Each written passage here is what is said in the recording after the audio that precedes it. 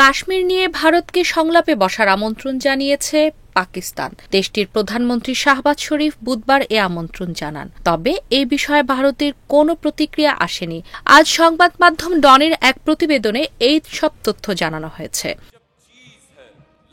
প্রতিবেদন বলছে, শিয়ালকোটের পরশুর সেনানিবাসের ফ্রন্টলাইন এলাকা পরিদর্শনের সময় দুই পারমাণবিক শক্তিধর প্রতিবেশীর মধ্যে কাশ্মীর বিরোধ এবং পানি বণ্টন সহ সকল বিতর্কিত বিষয় সমাধানের জন্য ভারতকে সংলাপের আমন্ত্রণ জানিয়েছেন পাকিস্তানের প্রধানমন্ত্রী।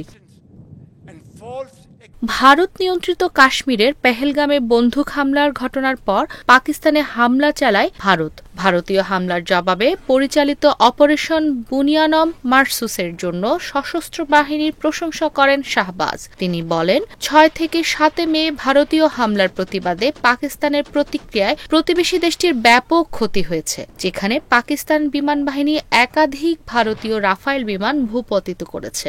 ২৬টি সামরিক লক্ষ্যবস্তুতে পাকিস্তানের হামলার প্রসঙ্গে প্রধানমন্ত্রী বলেন, পাকিস্তান ১৯৭১ সালের যুদ্ধের প্রতিশোধ নিয়েছে।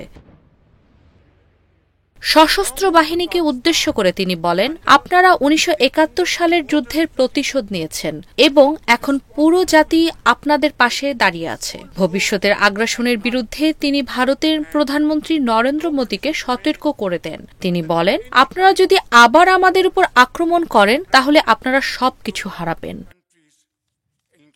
পাকিস্তানের প্রধানমন্ত্রী ভারতীয় প্রতিপক্ষকে সতর্ক করে বলেন, আমরা যুদ্ধ এবং সংলাপের জন্য প্রস্তুত, এখন সিদ্ধান্ত আপনার। জাতির উদ্দেশ্যে প্রধানমন্ত্রী মোদীর সাম্প্রতিক ভাষণের প্রসঙ্গ টেনে প্রধানমন্ত্রী শাহবাজ বলেন, আমাদের উপর হুকুম চালাবেন না। পানি আমাদের লাল রেখা, আমাদের পানি অন্যদিকে সরানোর কথাও ভাববেন না।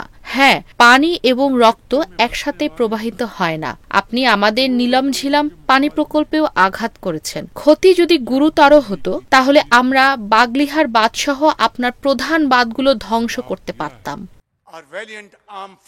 প্রধানমন্ত্রী শাহবাজ আবারও প্রধানমন্ত্রী মোদীকে মতপার্থক্য এড়িয়ে সংলাপে বসার আহ্বান জানান। তিনি বলেন, আসুন আমরা এই আগুন নিভিয়ে ফেলি। আসুন আমরা একসাথে বসে কাশ্মীর এবং পানি নিয়ে কথা বলি। শাহবাজ বলেন, নিরীহ বেসামরিক নাগরিকদের উপর নির্মম আগ্রাসন, যার ফলে শিশু, নারী এবং বয়স্কদের শহীদ করা হয়েছে এবং তাদের সন্ত্রাসী বলা হয়েছে, তা অত্যন্ত লজ্জাজনক এবং সমস্ত আন্তর্জাতিক আইন, রীতিনীতি এবং নৈতিকতার পরিপন্থী।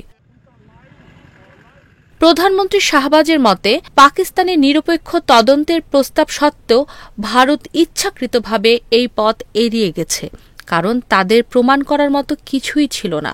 ভারত একটি মিথ্যা অজুহাত এবং অহংকারকে কেন্দ্র করে আক্রমণ শুরু করেছে, যার জন্য এটি অত্যন্ত উপযুক্ত প্রতিক্রিয়া পেয়েছে। শাহবাজ শরীফ বলেন, পাকিস্তান এই অঞ্চলের শান্তির বৃহত্তর স্বার্থে যুদ্ধবিরতি সমঝোতায় সম্মত হয়েছে। তিনি দক্ষিণ এশিয়ার শান্তি প্রতিষ্ঠার জন্য পাকিস্তানের দৃঢ় সংকল্প পুনর্ব্যক্ত করেন। একই সাথে যে কোনো মূল্যে তার সার্বভৌমত্ব এবং আঞ্চলিক অখণ্ডতা রক্ষা করবেন বলে জানান।